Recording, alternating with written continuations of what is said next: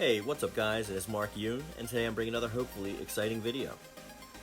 So what I got for you today is a continuation of our great lore series we have going on that's been going on for a while, trying to cover all of the new timelines of all of the characters of Soul Calibur 6, excluding the guests of course, because they don't really matter in the overall lore timeline. They will come and gone like the wind. But today's character we're going to be covering is Xianghua. So there's a lot to this character that I actually like, and I will give you my thoughts at the end of this video when we're done with the description. Xianghua would not recognize her own father if he were to pass her in the street, because her mother had never spoken of him.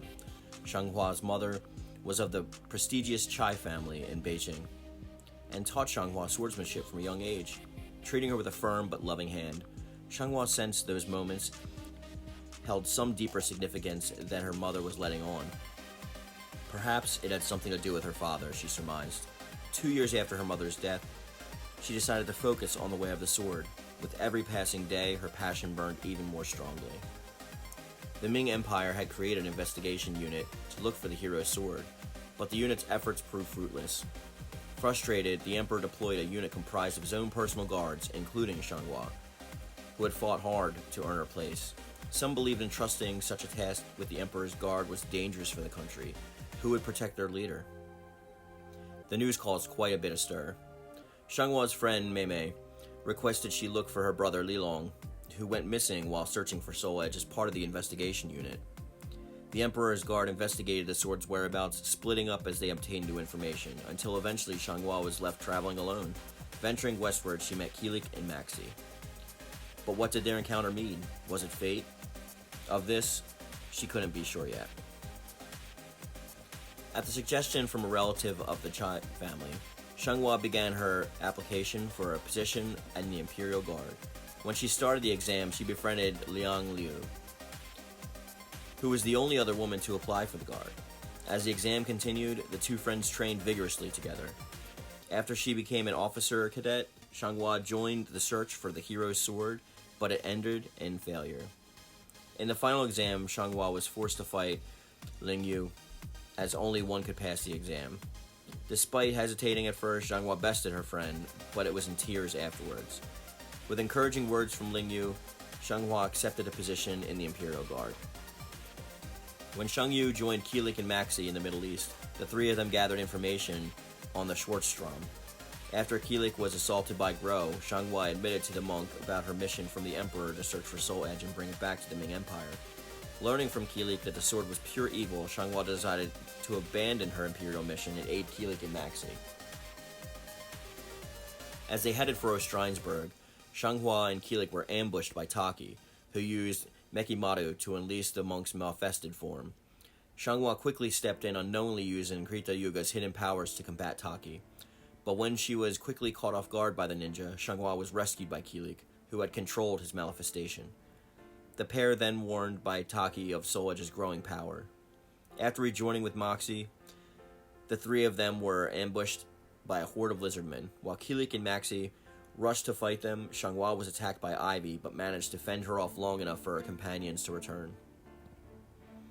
When they neared Ostrheinsburg, Xianghua and Kilik were faced to leave Maxi fighting Astroth alone as they followed Gro to the castle.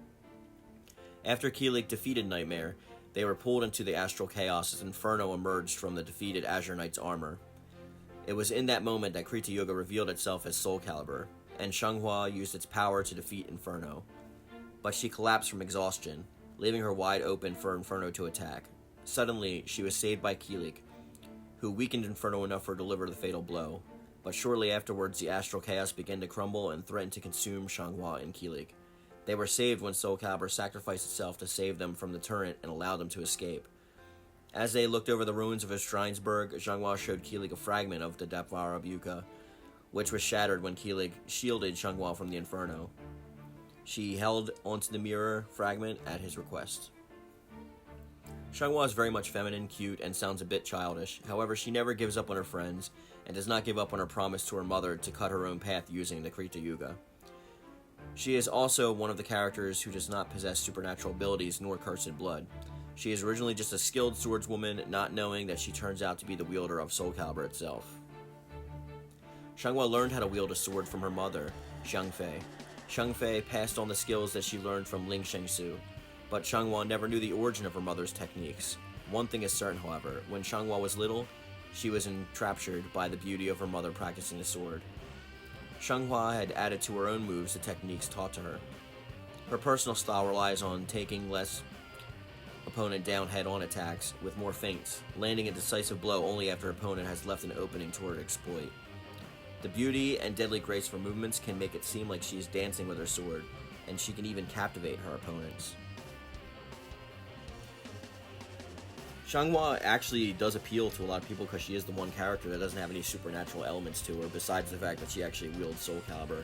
And the fact that she's like that in this new timeline actually is nice, that it shines a light on other characters that are outside of, like, you know, the main Trothion of people that, like, make up the supernatural elements of Soul Edge and SOULCALIBUR.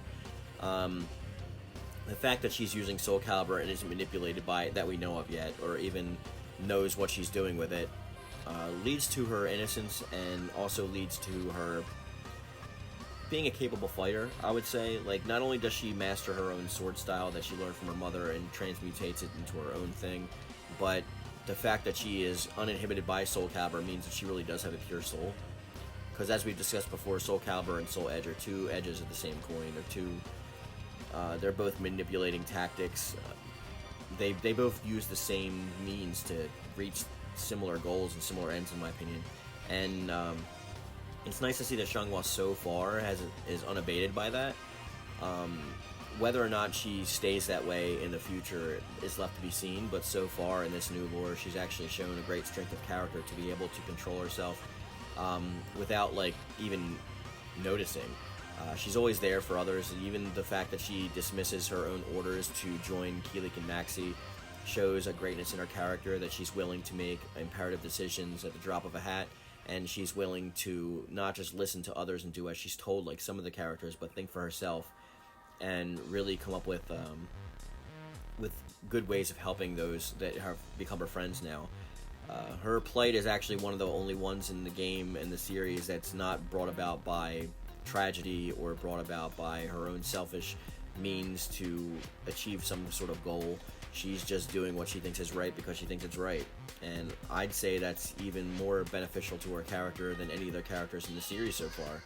Besides, like, characters who have new great lores such as Yoshimitsu, even Sophitia falls flat on that surface, because even though she does things for herself, she's still doing it at the behest of the gods that she believes in. So I kind of respect Xianghua for that, and I think she's a good embodiment of what SOULCALIBUR should have been. Not the game, series, and franchise, I mean the sword itself.